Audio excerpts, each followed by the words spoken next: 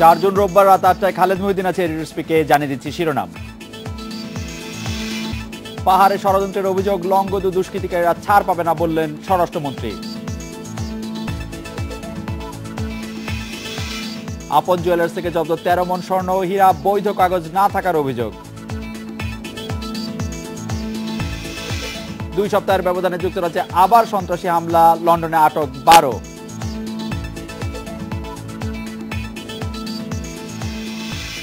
রাঙামাটির লংগদুতে পাহাড়িদের 300 ঘর পুড়িয়ে দেওয়াকে পরিকল্পিত বলে দাবি করেছেন ক্ষতিগ্রস্তরা। জনসংহতি সমিতির অভিযোগে হামলায় পেছন থেকে কলকাঠি নেড়েছে একটি চক্র।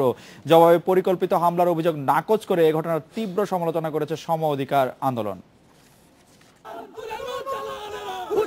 যুবলীগ নেতা নয়নের মরদেহ উদ্ধারের পরপরই উত্তপ্ত হয়ে ওঠে তিনটিলা। ক্ষতিগ্রস্তদের অভিযোগ, মরদেহ লংগদু আনার পর সাধারণের আবেগকে পুঁজি করে উত্তেজনা বাড়িয়ে দেয় ইন্ধনদাতারা।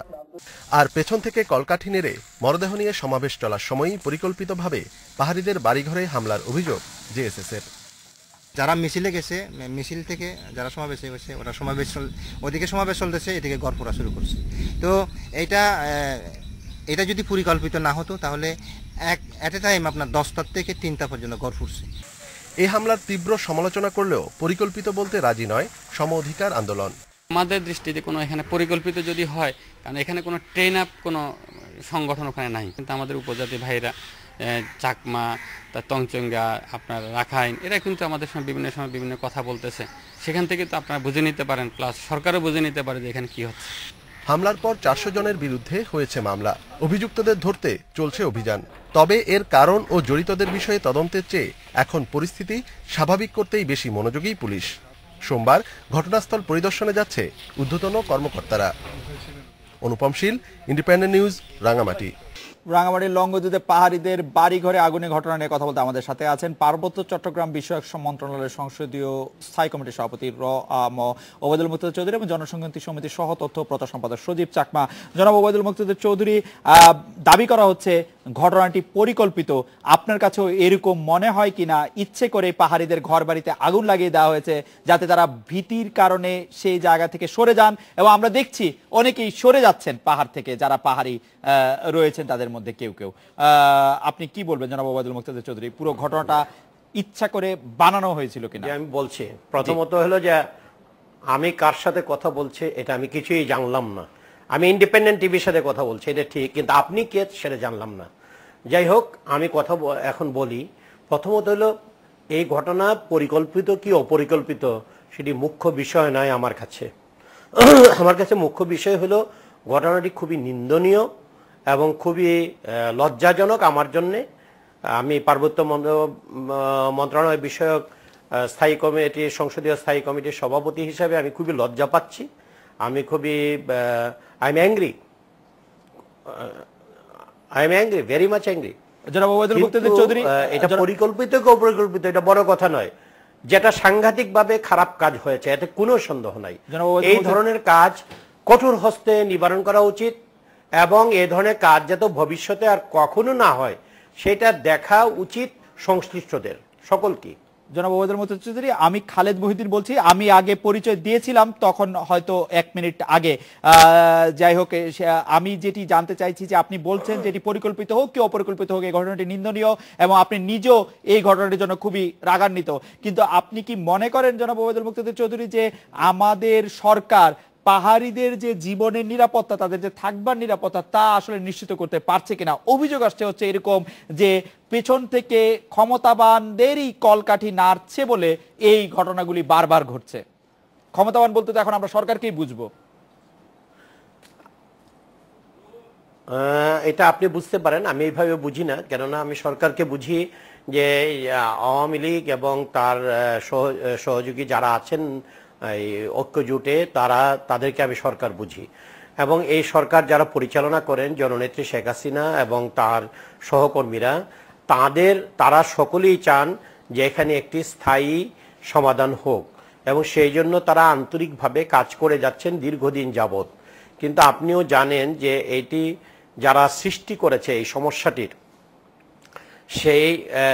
সেই লোকগুলো কিন্তু আকাশে উড়ে যায়নি শান্তি চুক্তির পরে, তারা কিন্তু এখনো আছে। সুতরাং তাদের উস্কানি যে কোনো ঘটনা দুর্ঘটনাকে কেন্দ্র করে, একটি ব্যক্তিগতভাবেও যদি একটি দুর্ঘটনা ঘটে বা ছোট একটি দুর্ঘটনা ঘটে, তারা এটাকে ফ্লেয়ার আপ করার জন্য চেষ্টা করে সব সময়। সুতরাং এটাকে আমি যদিও এই ঘটনাটি যখন সংঘটিত হয় আমি দেশের বাইরে ছিলাম, আমি পরে যা শুনতে পেরেছি, বিশেষ করে আজকে থেকে আমি অ্যাক্টিভ, গতকালকেও আমি অ্যাক্টিভ ছিলাম না। সুতরাং আমি যতটুকু বুঝতে পারছি যে ঘটনাটি ঘটার পরে, মানে ওই যে একটি ছেলে যে মারা গেল, ওই ছেলেটি মারা যাওয়ার পরে তার লাশকে কেন্দ্র করে যে ঘটনা ঘটেছে, নিঃসন্দেহে এটাতে আমি বলবো যে যদি একেবারে পূর্ব পরিকল্পিত নাও হয়ে থাকে, কিন্তু এইখানে একটি পরিকল্পনা দীর্ঘদিন যাবতীয় চলে আসছে যে যখনই যেখানে এরকম সুযোগ পাও সেখানেই একটা সিচুয়েশনকে তোমরা ফ্লেয়ার আপ করে দাও। এবং এইখানে যেহেতু বাঙালিরা শক্তিশালী বা অপাহাড়িরা শক্তিশালী, পাহাড়ি জনগোষ্ঠীর সংখ্যা কম, সুতরাং এখানে স্বাভাবিকভাবেই একটি পরিকল্পিত হামলার কথা উঠে আসতে পারে। কিন্তু এখানে সরকারের ইনভলভমেন্ট নাই। এখানে সরকারি ইনভলভমেন্টের প্রশ্নটা আসে তখন যে আমরা নিহত যে যার কথা আপনি বললেন তিনি যুবলীগ কর্মী বলে পত্রপত্রিকা আসছে, এবং যুবলীগ এবং আওয়ামী লীগ এবং তাদের যে সহযোগী সংগঠন তারা হতে পারে, যুবলীগ কর্মী হতে পারেন, যুবলীগ কর্মী হতে পারেন তিনি, এবং তাকে নিয়ে যদি যুবলীগ আওয়ামী লীগ তারা করে থাকে এবং এই হামলা যারা চালিয়েছে এই যুবলীগ আওয়ামী লীগেরও যদি হয়, আমি মনে করি তারা অপরাধ করেছে। জনাব ওবায়দুল মুতাসির চৌধুরী, আপনাকে অনেক ধন্যবাদ। সজীব চাকমা আছেন আমাদের সঙ্গে। সজীব চাকমা, আপনি কি মনে করেন কোন তথ্যের ভিত্তিতে? জি জনাব মুক্তাদির চৌধুরী, আরেকটু কথা আছে, আপনি তো শুনলেন না আমার কথা। জি জি জি, আপনি তাহলে শেষ করেন, আমরা আবার আসবো। আমি শেষ করি। জি জি, আরে এক, হ্যাঁ জি আসেন, তারপরেও আমার কথা আছে। সেটি হলো আজকেও আপনি দেখেছেন যে আমাদের আওয়ামী লীগ কেন্দ্রীয় কমিটির সদস্য এবং প্রাক্তন যে প্রতিমন্ত্রী মিস্টার তালুকদার, জি দীপঙ্কর তালুকদার, উনি নিজে পরিদর্শন করেছেন সমগ্র এলাকা এবং তিনি বলেছেন যে যারাই এখানে অপরাধ করে থাকুক না কেন তাদেরকে আইনের আওতায় আনা হবে এবং তাদেরকে শাস্তির মুখাবলি করা হবে এবং ক্ষতিগ্রস্তদেরকে পরিপূর্ণ পুনর্বাসনের ব্যবস্থা নেওয়া হবে। সুতরাং সরকারের যদি পেছন থেকে ইন্ধন থাকতো বা সরকারের কোনো মহলের যদি ইন্ধন থাকতো তাহলে তো উনি এই কথা বলতে পারতেন না। উনি তো আওয়ামী লীগ কেন্দ্রীয় কমিটির সদস্য এবং প্রাক্তন মন্ত্রী। জনাব ওবায়দুল মুতাসির, আপনাকে ধন্যবাদ। আমরা জনসংহতি সমিতির পক্ষ থেকে এটি বলা হয়েছে যে এটাকে পরিকল্পিত বলা হয়েছে। আপনারা কোন তথ্যের ভিত্তিতে এটিকে পরিকল্পিত বলছেন? আপনারা কাকে এর জন্য দায়ী মনে করছেন? সজীব চাকমা। জি, আপনাকে সহ এবং যারা শুনছেন সবাইকেই আমি ধন্যবাদ জানাচ্ছি ব্যক্তিগত তরফ থেকে এবং জনসংহতি সমিতির তরফ থেকে বা পার্বত্যবাসীর তরফ থেকে। তো এখানে বিষয়টা যেটা আমরা পর্যালোচনা করে দেখতে পাচ্ছি যে 2 তারিখ গত না হয়েছে তার আগেই যে লাশ পাওয়া গিয়েছে এবং লাশটি লংগুদুতে খাগড়াছড়িতে পাওয়া গেছে, কে বা কারা মেরেছে সেটা এখনো নিশ্চিত হয়নি বা নিশ্চিত হওয়া যায়নি। অপরদিকে সেটা যখন ওই 1 তারিখ লংগুদুতে না আনা হবে বলে এবং তারপর দিন মিছিল করা হবে বলে যখন শোনা যাচ্ছিল, আমাদের পাহাড়ি যুগ্ম নেতৃবৃন্দ সংশ্লিষ্ট প্রশাসনের সাথে কথা বলেছেন, আশঙ্কার কথা বলেছেন এবং তারা সেনা এবং পুলিশ প্রশাসনের পক্ষ থেকে বলা হয়েছিল যে তাদের মিছিল করার গণতান্ত্রিক অধিকার রয়েছে, তারা করতে পারে, কিন্তু এখানে কোনো অঘটন ঘটবে না এবং শান্তিপূর্ণভাবে এইভাবে আশ্বাস দিয়েছিলেন। একটি প্রশ্ন আপনাকে করতে চাই সজীব চাকমা, একটু যদি আপনি আমাদের প্রশ্ন জবাব দেন। নয়নের লাশটি যখন রাঙামাটিতে আনা হলো তখন যুগ্ম নেতারা সহ আপনারা কেন মনে করলেন যে এই মৃত্যুর দায়, এই হত্যার দায় আপনাদের উপর চাপানো হতে পারে? এর কারণটি কি?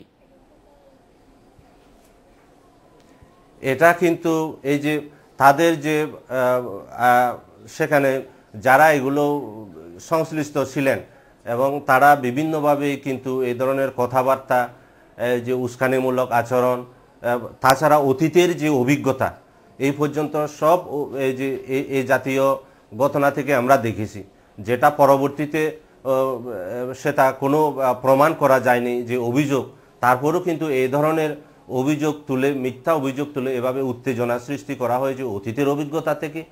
তাছাড়া যে ধরনের একটা সেখানে পরিবেশ সৃষ্টি হয়েছে তার আশঙ্কা থেকে সেই ধরনের কথা বলা হয়েছে। ওকে, জনাব সজীব চাকমা, আপনি ও কথা বলছিলেন যে পাহাড়ের যখন পাহাড়ে এরকম একটি মিছিল সমাবেশ করার কথা বলছিল তখন আপনারা বলছিলেন যে এটি থেকে আসলে উত্তেজনা ছড়ানো হতে পারে, প্রশাসন বলছে যে না এরকম কোনো কিছু হবে না, এটি শুধু একটি তারপর থেকে আপনি বলেন তারপরে কি হয়েছে?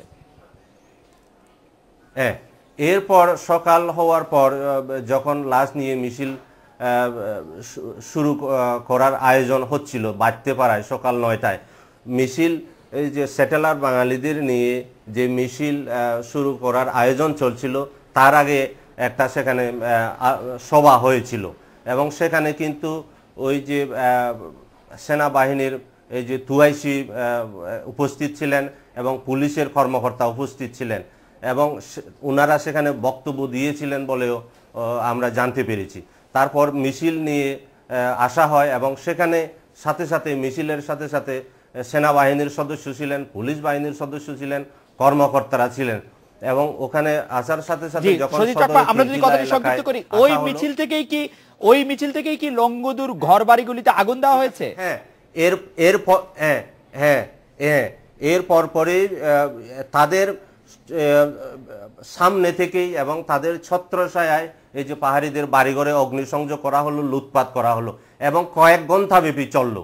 তো এটা এখানে কোনো বক্তব্য পরিষ্কার। জনাব ওবায়দুল মুক্তাদির চৌধুরী, জনাব সজীব চাকমার এই বক্তব্যের পরিপ্রেক্ষিতে আপনি কোনো মন্তব্য করবেন কিনা যে প্রশাসনের লোকরা সেখানে ছিলেন এবং সেই মিছিল হয়েছে, সমাবেশ হয়েছে এবং সেই মিছিল আমি মন্তব্য করব না এই জন্য আমি এই জন্য মন্তব্য করব না যে আমি আজকে জেলা প্রশাসকের সাথে কথা বলার চেষ্টা করেছিলাম, বোধহয় জেলা প্রশাসক ব্যস্ত ছিলেন এই জন্য কথা বলার সুযোগ পাইনি। আর আমার সাথে পার্বত্য চট্টগ্রাম বিষয়ক মন্ত্রণালয়ের দায়িত্বে নিয়োজিত যে মাননীয় প্রতিমন্ত্রী আছেন বীর বাহাদুর সাহেব, ওনার সাথে কথা বলতে পেরেছি। উনি বলেছেন যে ওনারা এখন একটু ত্রাণ কার্যে লিপ্ত আছেন, পরে আমার সাথে যোগাযোগ করবেন। এই জন্য আমি ওইখানকার পরিস্থিতি আমার নিজের মানে নলেজে আমি নিতে পারিনি। আমি যেটা পাচ্ছি সেটা হলো আপনাদের গণমাধ্যমগুলোর মাধ্যমে যতটুকু পাওয়ার সেইটুকু পাচ্ছি, আর এই যে আপনার সোশ্যাল মিডিয়া বলে যে এখন যেটা আছে সেটার মাধ্যমে যতদূর পাওয়ার এটা পাচ্ছি। সুতরাং আমি এখানে যেহেতু প্রত্যক্ষভাবে কিছু জানি না এই জন্য আমি জনাব চাকমার বক্তব্যের সাথে আমি কোনো মন্তব্য জুড়তে পারছি না। উনারা জনসংহতি সমিতির পক্ষ থেকে এই মন্তব্যই করছেন আসলে যে প্রশাসনের সহযোগিতায় সেই ঘর বাড়িগুলিতে আগুন দেওয়া হয়েছে বা প্রশাসন নির্লিপ্ত ছিল। আমরা যদি কথাটিকে আমি ওনার বক্তব্য শুনেছি, কিন্তু আমি যেহেতু নিজে আমার নলেজে এটা এখনো আনতে পারিনি, যেহেতু আমি জেলা প্রশাসকের সাথে কথা বলতে পারিনি, পুলিশ সুপারের সাথে কথা বলতে পারিনি এবং অন্যান্য কারোর সাথে কথা বলতে পারিনি, সুতরাং আমি নিজে যেহেতু জানি না এই জন্য ওনার বক্তব্যের উপরে আমি কোনো মন্তব্য করতে চাই না। ওকে, আমরা জনাব সজীব চাকমার কাছে আবার একটু আসতে চাই, যারা বাড়িঘর ফেলে চলে গিয়েছিলেন একটু কথা শুনেন। জি, যে প্রশাসনের কেউ যদি এটার সাথে মানে জড়িত হয়ে থাকে এবং এটা যদি নিরপেক্ষ তদন্তের মাধ্যমে বেরিয়ে আসা হয় তাহলে তাদের বিরুদ্ধে ব্যবস্থা নিতে হবে। সরকার তো এই ব্যাপারে কোনো কম্প্রোমাইজ করতে রাজি নয়। ওকে, জনাব সজীব চাকমা, যারা বাড়িঘর ফেলে চলে গিয়েছিলেন তারা সবাই ফিরে এসছেন কিনা, লংগদুর নিরাপত্তার জন্য কোনো পদক্ষেপ নেওয়া হয়েছে কিনা, ক্ষতিপূরণের উদ্যোগ যা নেওয়া হয়েছে তা যথেষ্ট কিনা, এই ব্যাপারে আপনার বক্তব্য আমরা শুনবো। জনাব ওবায়দুল মুক্তাদির চৌধুরী, আপনি আমাদের সঙ্গে থাকবেন, আমরা একটা বিরতি নিয়ে ফিরছি আপনার কাছে। সজীব চাকমা,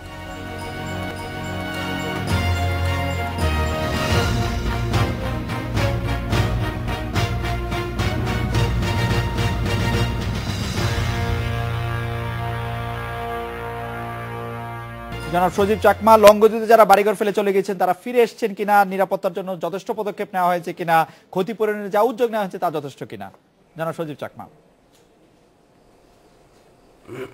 এখনো অনেকেই আসলে ফিরে আসতে পারেননি এবং একটা নিরাপত্তাহীনতার বোধের মধ্যে তারা আছেন। তাছাড়া ইতিমধ্যেই যে অধিকাংশ ঘরবাড়ি সেখানে জেল বশীভূত হয়ে গেছে, সেখানে তাদের থাকার মতো জায়গাও না। অনেকেই হয়তো দুপুরে দিনের বেলা এসে দেখছেন কিছু, আবার তারা চলে যাচ্ছেন। ওকে, তার মানে যথেষ্ট নয় বলে আপনি মনে করছেন। জনাব সজীব চাকমা, আমরা যেটি অভিযোগ, যেটি জনসংহতি সমিতির বিরুদ্ধে যেটি অভিযোগ 1997 সালের 2রা ডিসেম্বর পার্বত্য চট্টগ্রাম শান্তি চুক্তি হওয়ার পর থেকে কিছু সময় বাদ দিলে পার্বত্য চট্টগ্রাম এলাকায় অশান্তি যেন থাকে, অশান্তি যেন বিরাজ করে, সেই ক্ষেত্রে জনসংহতি সমিতি আলাদা ভূমিকা পালন করে আসছে বলে পাহাড়ি বাঙালি বা পাহাড়ি এবং যারা সমতল ভূমির বাসী তারা অনেকেই অভিযোগ করছেন। এই অভিযোগ নিয়ে আপনি কি বলবেন? আপনি নিজেও জানেন যে শান্তি চুক্তি হওয়ার পরে অন্তত 3টি পাহাড়ি সংগঠন তৈরি হয়েছে যারা জনসংহতি সমিতিকে দায়ী করেছে বিভিন্ন রকম আমি যদি বলি চাঁদাবাজি, অন্যায়, দুর্নীতি, গুম, খুন, অপহরণের মতো কঠিন অভিযোগের।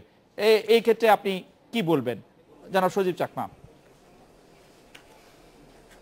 দেখুন, এই ধরনের খুন, গুম বা এই যে বিভিন্ন সন্ত্রাসী ঘটনা, এটা কিন্তু সারা দেশে কম বেশি সংগঠিত হয়ে চলেছে। তো পার্বত্য চট্টগ্রামে এরকম যে কিছু ঘটছে না তা আমরা দাবি করি না, কিন্তু জনসংহতি সমিতি আন্তরিকভাবে এবং সর্বান্তকরণে পার্বত্য চট্টগ্রাম সমস্যার সমাধান চেয়েছিল বলে, স্থায়ী সমাধান চেয়েছিল বলে এবং এখানে শান্তি প্রতিষ্ঠা করতে চেয়েছিল বলে এবং দেশের অন্যান্য ভাইদের সাথে, জনগণের সাথে উন্নয়ন সমৃদ্ধির পথে হাঁটতে চেয়েছিল বলে কিন্তু পার্বত্য চট্টগ্রাম চুক্তি স্বাক্ষরিত স্বাক্ষরে তারা সম্মত হয়েছিল, অস্ত্র জমা দিয়েছিল সরকারের এবং সরকারের নীতি নির্ধারকদের প্রতি, প্রধানমন্ত্রীর প্রতি একটা আস্থা এবং বিশ্বাস রেখে। কাজেই এই যে জনসংহতি সমিতিকে এই যে শান্তির বিপক্ষে, সন্ত্রাসের পক্ষে কাজ করবে এইভাবে তুলে ধরা এটা দুঃখজনক এবং আমি মনে করি এটা জনসংহতি সমিতির বিরুদ্ধে মিথ্যা অভিযোগ, বামমূর্তিপূর্ণ করার অভিযোগ। বরং এই যে 19-20 বছরে পার্বত্য চট্টগ্রাম চুক্তি যথাযথভাবে, যথাসময়ে, পূর্ণাঙ্গভাবে আজকে বাস্তবায়িত না হওয়ার কারণে পার্বত্য চট্টগ্রামে অনেক জটিলতা সৃষ্টি হচ্ছে। এটা অনেক আগে থেকেই জনসংহতি সমিতি সরকারের নিকট, জনগণের নিকট, দেশবাসীর নিকট দাবি জানিয়ে আসছে। আপনাকে ধন্যবাদ। এই যে পার্বত্য চট্টগ্রামের জনসংহতি সমিতির সাথে যে বাংলাদেশ সরকারের যে চুক্তি সেটি বাস্তবায়ন না হওয়ার কথা, যেটি পাহাড়ের শান্তি চুক্তির নামে পরিচিত, বাস্তবায়ন না হওয়ার কথা আমরা শুনছি। জনাব ওবায়দুল মুক্তাদির চৌধুরী, কি কি কারণে সেই শান্তি চুক্তি বাস্তবায়নে হচ্ছে না বলে আপনি মনে করেন? সেটি বাস্তবায়িত হওয়ার ক্ষেত্রে মূল বাধাটি কোনটি? আমি তো এই স্টেটমেন্টের সাথে একমত নই যে শান্তি চুক্তি বাস্তবায়নে বাধা আছে। শান্তি চুক্তি বাস্তবায়ন হচ্ছে, এটা একটি ক্রমধারা। আমরা জানি শান্তি চুক্তি করার পরে একটি সরকার ক্ষমতায় এসেছিল মাঝখানে, এই একটি না, 2টি সরকার ছিল। একটি হলো যে বিএনপি সরকার, বিএনপি নেত্রী খালেদা জিয়ার নেতৃত্বে একটি সরকার ছিল এবং পরবর্তীকালে ফখরুদ্দিন মঈনুদ্দিনের সরকার ছিল। এই 2টি সরকারই শান্তি চুক্তি বাস্তবায়নের বিরোধী সরকার। সুতরাং এই সময়ে তারা শান্তি চুক্তি যাতে বাস্তবায়ন না হয় তারা যা যা করা দরকার সবই করে রেখেছে। সেই কারণে শান্তি চুক্তি পূর্ণাঙ্গভাবে বাস্তবায়নের পথে অনেক বাধা থাকতে পারে, কিন্তু বাস্তবায়ন হচ্ছে, এই কথা সঠিক নয় যে বাস্তবায়ন হচ্ছে না। আমাদের কাছে যা যা কথা ছিল সবগুলোই আমরা ইমপ্লিমেন্টেশনের পথে। বিশেষ করে সর্বশেষ যে কথা বাধাটা ছিল যে শান্তি চুক্তি বাস্তবায়নের পথে যে পার্বত্য যে ভূমি সংক্রান্ত যে বিরোধ সংক্রান্ত যে কমিশন, সেইটারও আইন পাশ করে দেওয়া হয়েছে এবং এখন এই কমিশন কার্যকর করার প্রশ্ন এবং এইটা কার্যকর করার জন্য প্রয়োজনীয় পদক্ষেপ সরকারের পক্ষ থেকে। আপনি নিশ্চয়ই জানেন যে এই চুক্তির যে আরেকটি পক্ষ জনসংহতি সমিতি, এই কথা সঠিক নয়। আরেকটি পক্ষ যে জনসংহতি সমিতি এবং তার যে প্রধান আছেন সন্তুল আরমা, তিনি বারবারই বলে আসছেন সরকার এই চুক্তি বাস্তবায়নে একটুও আন্তরিক নয় এবং তার জন্য চুক্তি বাস্তবায়িত হচ্ছে না। তিনি অভিযোগ করছেন আপনারা চুক্তি বাস্তবায়ন করছেন না। এইটা তো আমাদের দেশের, এইটা সন্তুল আরমা, আমি অত্যন্ত শ্রদ্ধা করি এই ভদ্রলোককে, কিন্তু এইটা তো আমাদের দেশের রাজনীতির একটা সাধারণ কৌশল। যারা সরকারে থাকেন না তারা সরকার কিছুই করছেন না এই কথা বলে সরকারকে দোষারোপ করা, এটি একটি সাধারণ কৌশল। সন্তুল আরমা সাহেব যে কথাগুলো বলছেন আমি তার প্রতি শ্রদ্ধা রেখেই বলতে চাই এবং অত্যন্ত ভালো মানুষ তিনি। তারপরেও বলবো যে এই কথাটি সঠিক বলছেন না। শান্তি চুক্তি বাস্তবায়নের পথে আমরা অনেক দূর এগিয়ে গিয়েছি। আপনি আমার স্টেটমেন্ট যদি আপনি যদি গ্রহণ করেন তা আমি বলবো যে প্রায় 90% শান্তি চুক্তি প্রায় 90% আমরা বাস্তবায়ন করেছি। এখন যদি এই কমিশনটা হয়ে যায় এবং কমিশন যদি ভূমি বিরোধ কমিশন যদি কাজ করা শুরু করে এবং ভূমি বিরোধ নিষ্পত্তির ক্ষেত্রে যদি প্রয়োজনীয় পদক্ষেপ নেওয়া শুরু করে এবং ভোটার লিস্টটা করে ফেলতে, সেটার ভিত্তিতে যদি ভোটার লিস্টটা করে ফেলা যায় তাহলে আমাদের কাজটা পূর্ণাঙ্গ হয়ে যাবে। আপনাকে অনেক ধন্যবাদ। জনাব সজীব চাকমা, আপনি ওবায়দুল মুক্তাদির চৌধুরী বলছেন 90% হয়ে গেছে, এই বিষয়ে আপনি একটি সংক্ষিপ্ত মন্তব্য করবেন কিনা?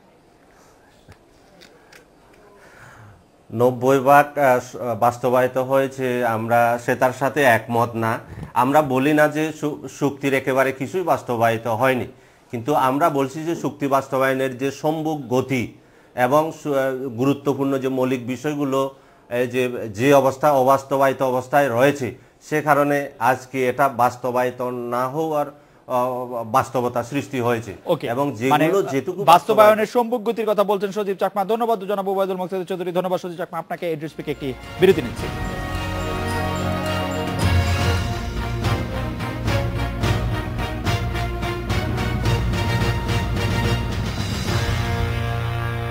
লন্ডন হামলার সাথে জড়িত অভিযোগে অন্তত 12 জনকে আটক করেছে পুলিশ। তবে 8 জুনের নির্বাচনে এই ঘটনার কোনো প্রভাব পড়বে না বলে মনে করেন ব্রিটিশ প্রধানমন্ত্রী থেরেসা মে। চ্যাম্পিয়ন্স ট্রফি খেলতে এই মুহূর্তে লন্ডনে অবস্থান করছে বাংলাদেশ ক্রিকেট দল। এই সব নিয়ে কথা বলতে আমাদের সাথে থাকবেন সাইফুল আলম মজুমদার এবং যুক্তরাজ্য প্রতিনিধি মিল্টন রহমান। তবে তাদের সাথে কথা বলার আগে আমরা এটা বিরতি নিচ্ছি। লন্ডন হামলার সাথে জড়িত অভিযোগে 12 জনকে গ্রেপ্তার করেছে, সে কথা আগেই বলেছি। আমাদের সাথে মিল্টন রহমান আছেন, তার সাথে আমরা কথা বলতে চাই যে মিল্টন, রাতে ঘটে যাওয়া এই ঘটনার কি প্রভাব আপনি লক্ষ্য করছেন? বিশেষ করে চ্যাম্পিয়ন্স ট্রফির মতো একটি খেলা ইংল্যান্ডে হচ্ছে, পাশাপাশি গতকাল যে রিয়াল মাদ্রিদ এবং জুভেন্টাসের বড় খেলা ছিল, সব কিছুর বিবেচনায় ইংল্যান্ডের এবং লন্ডনের পরিস্থিতি এখন বিশেষ করে কেমন? মিল্টন। হ্যাঁ, আপনি যেটা বলছেন যে ভেন্যুগুলো যেগুলোতে খেলা হচ্ছে সেগুলোতে কিন্তু নিরাপত্তা ব্যবস্থা জোরদার করা হয়েছে। যখন গত সপ্তাহে ম্যানচেস্টারে যে হামলাটি হয়েছিল সেই ঘটনার পর থেকেই কিন্তু সবগুলো ভেন্যুতে যেসব জায়গায় গুরুত্বপূর্ণ ইভেন্টগুলো হয়েছে সব জায়গাগুলোতে কিন্তু তখন থেকেই জোরদার করা হয়েছিল নিরাপত্তা। তো সেই হিসেবে এখানে আমাদের যে বাংলাদেশ ক্রিকেট দল এখন এখানে রয়েছে এবং যে এফএ কাপের যে ফাইনাল খেলা চলছে এই জায়গাগুলোতে নিরাপত্তা শতভাগ নিশ্চিত করা হয়েছে এবং সব জায়গাগুলোতে গুরুত্বপূর্ণ যে আমাদের স্থাপনাগুলো রয়েছে এবং অফিস আদালত রয়েছে, পার্লামেন্ট রয়েছে, সব জায়গাগুলোতেই কিন্তু আপনার নিরাপত্তা ব্যবস্থা জোরদারই ছিল। এর মধ্যেই কিন্তু গতকাল রাত 10:08 এই তৃতীয়বারের মতো গত 3 মাসে থার্ড টাইম এই ঘটনাটি ঘটেছে। তবে আপনারা দেখে থাকবেন যে প্রধানমন্ত্রী কিছুক্ষণ আগেই কোবরার কমিটির সাথে নির্বাচন যথাসময় হবে সেটি প্রধানমন্ত্রী বলছেন, কিন্তু নির্বাচন নিয়ে যুক্তরাজ্যের লোকের ভাবার থেকেও তো কঠিন বিষয় যে যুক্তরাজ্য আসলে একটি সন্ত্রাসের অভয়ারণ্যতে পরিণত হলো কিনা, নিয়মিত এরকম ধরনের ঘটনা ঘটতে থাকবে কিনা। আপনি যা বলছিলেন যে 3 মাসের মধ্যে 3টি ঘটনা ঘটেছে ইংল্যান্ডে এরকম, সেটি ইংল্যান্ডের মানুষ কতটা স্বাভাবিকভাবে নিচ্ছে, পুলিশকে দায়ী করছে কিনা, এবং যারা আইন শৃঙ্খলা রক্ষাকারী বাহিনীরা আছেন তারা এক ধরনের ক্র্যাকডাউন করছেন কিনা যারা রাস্তাঘাটে বা অন্য জায়গায় আছেন, বিশেষ করে যারা যাদেরকে সন্ত্রাসী হিসেবে কল্পনা করা হচ্ছে বা মনে করা হচ্ছে। হ্যাঁ, আপনি দেখে থাকবেন যে গত 2013 সাল থেকে এখন পর্যন্ত কিন্তু এখানকার নিরাপত্তা বাহিনী 18টা সন্ত্রাসীদের যারা বোমা হামলা করার যোগ দিয়েছিল সেগুলো নস্যাৎ করেছে। এখন এই ঘটনাগুলোর ভিতরে কিছু কিছু ঘটনা যেগুলো নিয়ন্ত্রণহীন এবং এগুলো অপসাদ ঘটে যাচ্ছে, যে বিষয়গুলো নিয়ন্ত্রণ করার চেষ্টা করছে। প্রধানমন্ত্রী কিন্তু আজকে বলেছেন যে এনাফ ইজ এনাফ। প্রধানমন্ত্রী এবং ব্রিটিশ গভর্নমেন্ট কিন্তু এখন হার্ড লাইনে চলে গেছে। এখন তারা অন্যভাবে পরিকল্পনা করছে, সন্ত্রাস দমনে নতুন পরিকল্পনার কথা তারা চিন্তা ভাবনা করছে এবং তারা কিভাবে এটাকে ট্যাকেল দেওয়া যায় সেই বিষয়ে কিন্তু তারা এখন টোটালি একটা হার্ড লাইনে চলে গেছে।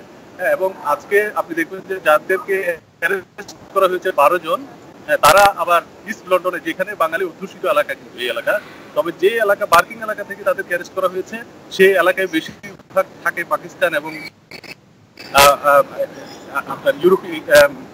আফ্রিকান কান্ট্রির মানুষ বেশি থাকেন ওই এলাকাতে।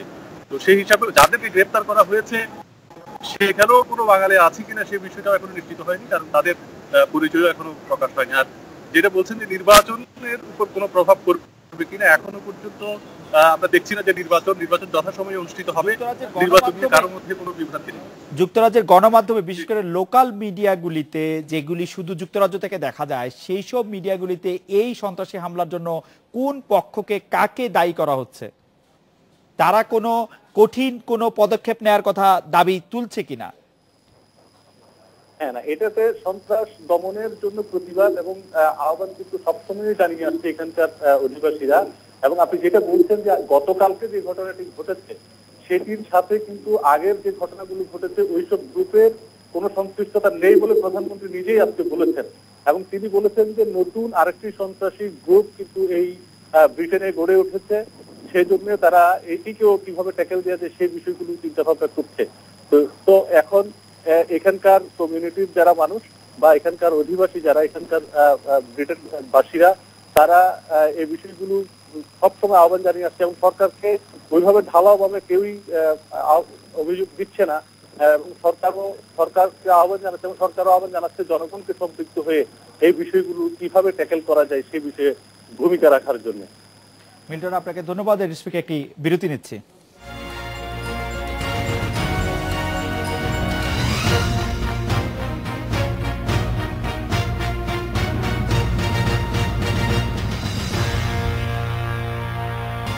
আপন জুয়েলার্স থেকে জব্দ করা 179 কোটি টাকা মূল্যের 13 মণ স্বর্ণ ও হীরা জমা দেওয়া হয়েছে বাংলাদেশ ব্যাংকে। আমদানির বৈধ কাগজপত্র না থাকায় চোরাচালানে মামলা করার প্রস্তুতি নিচ্ছে শুল্ক গোয়েন্দা অধিদপ্তর। এ নিয়ে কথা বলতে আমাদের সাথে আছেন বাংলাদেশ জুয়েলার্স সমিতির সাবেক সভাপতি দিলীপ রায়।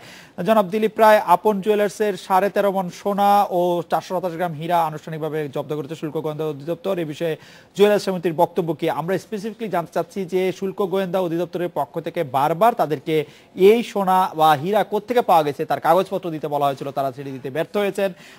এই বিষয়ে জুয়েলার্স সমিতি কি বলতে চাচ্ছেন বা কি বলবেন? অন্যান্য জুয়েলার্স এই ধরনের অভিযান চালানো হতে পারে বলে আমরা শুনতে পাচ্ছি, এটা নিয়েও আপনি কি মনে করেন? জনাব দিলীপ রায়। ধন্যবাদ। আজকে আপন জুয়েলার্সের সোনা জব্দের পরে আমরা কার্যকারী কমিটির সভা হয়েছে, সেখানে আমরা আসলে এই বিষয়টাকে আমরা গভীর উদ্বেগ প্রকাশ করছি এবং সারা ব্যবসায়ীরা একটা চিন্তিত এবং আতঙ্কগ্রস্ত হয়ে পড়েছে। আমরা কয়েকদিন আগে আমাদের মাননীয় অর্থমন্ত্রী বাজেট বক্তৃতার শুরুতেই উনি বলেছেন যে জুয়েলারি শিল্পের জন্য অনতিবিলম্বেই একটি জুয়েলারি এবং আমদানি নীতিমালা করা হবে। মাননীয় অর্থমন্ত্রীর এই বক্তব্যের পরে আমরা ব্যবসায়ীরা আশান্বিত হয়েছি যে যেহেতু এতদিন আমাদের স্বর্ণ নীতিমালা ছিল না এবং আমদানি নীতিও ছিল না, যে কারণে আমাদের ব্যবসার পরম্পরাভাবে আমরা যেভাবে পেয়ে আসছি ওই নিয়মেই আমরা পরিচালিত হয়ে আছি। জনাব দিলীপ রায়, আমরা সেই আশান্বিত জনাব দিলীপ রায়, সেই নিয়মটা কি? আমরা অচিরেই একটি সেই নিয়মটা কি? সেই নিয়মটা কি? নিয়মটা বর্তমানে কোনো স্বর্ণ আমদানি করার সেই ধরনের কোনো নীতি নেই। ওকে। এবং গোল্ডের উৎস আমাদের অন্যান্য দেশে যেভাবে পেয়ে থাকে সেই উৎসটা আমাদের দেশে আমরা যারা স্বর্ণ ব্যবসায়ীরা রয়েছি তারা রিসাইকেলিং গোল্ডের মাধ্যমে আমরা স্বর্ণটা পেয়ে থাকি। আচ্ছা। এবং বিদেশে যে সমস্ত শ্রমজীবী মানুষ আমাদের ভাইরা চাকরি করে বা বিদেশে যায়, এরা যখন আসে তখন ব্যাগেজ রিলের অধীনে 100 গ্রাম শুল্কবিহীন স্বর্ণ আনে। রাইট। এই স্বর্ণটা আমরা পেয়ে থাকি, এইভাবে আমাদের ব্যবসা। তো সেটি রিসাইক্লিং যে স্বর্ণের কথা বললেন, বা আমি বিদেশ থেকে শ্রমজীবী মানুষ আমি এসে আপনার কাছে যে স্বর্ণ বিক্রি করছি তার কোনো কাগজপত্র থাকবে না? কাগজ তো আছে, আপন জুয়েলার্স কাগজ আছে, কিন্তু রিসাইক্লিং গোল্ডের আপনার যখন পুরাতন সোনা আমাদের দোকানে দিয়ে যায়, রাইট, বা একজন বিক্রি করে, সে আপনাকে কি কাগজ দেবে? দেয় তো কাগজ। অতএব এটা তো আমাদের, জনাব দিলীপ রায়, সোনা বিক্রি করলে কাগজ দেয় তো? যারা বিদেশ থেকে আসে তারা কাগজ দেয়, কিন্তু যে সমস্ত পরিবারের গৃহপতিরা আমাদের এখানে এক্সচেঞ্জ গোল্ড দেয়, বা আপনি একটা স্বর্ণ কিনছেন পুরাতন হয়ে গেছে, এটা যখন একটা দোকানে অর্থের জন্য বিক্রি করতে আসবে তখন আপনি আমাকে কি কাগজ দিবেন? মানি রিসিপ্ট দেয় তো? মানি রিসিপ্ট দেয়, বুঝিয়ে পাইলাম। মানি রিসিপ্ট তো আমরা যখন তার কাছ থেকে কিনি তাকে রিসিপ্ট দিই, জি, কিন্তু সে যে বিক্রি করলো জি। তার তো কোনো কাগজ আমরা পাই নাই। আপনি তো একটা আর কাগজে এটা তো লিখে দেন, আপনি কাগজে তো লিখে দেন যে এত টাকা বুঝিয়ে পাইলেন, আমি তো সই করে নিলাম। না, খরিদের তো আমি রিসিট দিচ্ছি, আমি ভ্যাট দিচ্ছি, আমি ট্যাক্স দিচ্ছি, জি। কিন্তু আমি যখন পুরাতন সোনা আমার কোনো কাস্টমারের কাছ থেকে আমি কিনবো, তখন আপনি কাগজ সেই দেন না কেন? কাস্টমার আপনার আমাকে কি রিসিট দেবে? তখন আপনি কাগজ দেন না কেন? আমি তো কাগজ দিই, কিন্তু আপনার না, আপনি বা একটা, আপনার পরিবার যদি আমার দোকানে এসে 2 ভরি স্বর্ণ বিক্রি করে, জি, আমি 200 নিব, আপনি আমাকে কি কাগজ দেবেন আপনি বলেন? আপনি 2 ভরি স্বর্ণ বুঝিয়ে পাইলাম একটি কাগজে, কেন লিখে দেন না? সেই কাগজটি তো রাখতেই পারেন আপনি। এটা তো যেহেতু আইন নাই, নীতি নেই, আপনি তো কাগজ রাখবেন সেরকম। আমি বোধহয় আপনাকে বুঝাইতে পারতেছি না। জি। আপনি যখন আপনার পুরাতন স্বর্ণ জি আমার কাছে বিক্রি করবেন, জি, তখন আপনি আমাকে কি কাগজ দিবেন বলেন? আমি কাগজ দিব না, কিন্তু আপনি কাগজের মধ্যে লিখে দিবেন যে আপনি আমাকে এত টাকা দিলেন। অসুবিধা কি? হ্যাঁ, আমি তো সেটা দিই যে আমি এতটুকু গোল্ড আমি কিনলাম। হ্যাঁ, তো আপনি সেই কাগজটা, এই মূল্য। সেই কাগজটার একটা ছায়ালিপি থাকাই তো যথেষ্ট। না, যথেষ্ট আমাদের আছে। কোথাও আমি তো দেখি কিন্তু না কাগজ। আপনি এই মাননীয় অর্থমন্ত্রীর বক্তৃতায় তো পরিষ্কার ওকে, যে এখানে কোনো জুয়েলারি নীতিমালা নাই এবং আমদানি নীতি নাই। রাইট। এতেই তো বোঝা যায় যে আমাদের এখানে যেহেতু নীতিমালা নাই, এখানে আপনি নীতিভঙ্গ বা অনিয়ম এর তো প্রশ্ন আসতেছে না। আমার যদি একটা সুষ্ঠু নীতিমালা থাকতো, আমি সেই নীতির আলোকে ব্যবসা পরিচালনা করতাম। যখন নীতি নাই যেহেতু তখন, স্বাধীনতার এত বছর পরেও, জি, যখন নীতি নাই তখন আমি যেভাবে ইচ্ছা স্বর্ণ সংগ্রহ করব, যেভাবে ইচ্ছা আমি স্বর্ণ বানাবো। না সেটা না, আমি বলতেছি না, যেহেতু নীতিমালা গভর্নমেন্ট থেকে স্বাধীনতার পর আজ পর্যন্ত হয় নাই, জি, অতএব আমাকে তো একটা নীতির ভিতর যে চলতে হবে সেই ধরনের কোনো ফ্রেম বা গাইডলাইন দেওয়া হয় না। জনাব দিলীপ রায়, আপনি কি বলতে চাচ্ছেন যে আপন জুয়েলার্সে যে 13 মণ স্বর্ণ আমরা দেখতে পাচ্ছি, সেই 13 মণ স্বর্ণ রিসাইক্লিং পদ্ধতিতে এবং শ্রমজীবী মানুষের ব্যাগেজ রুলে আওতায় আনা স্বর্ণ?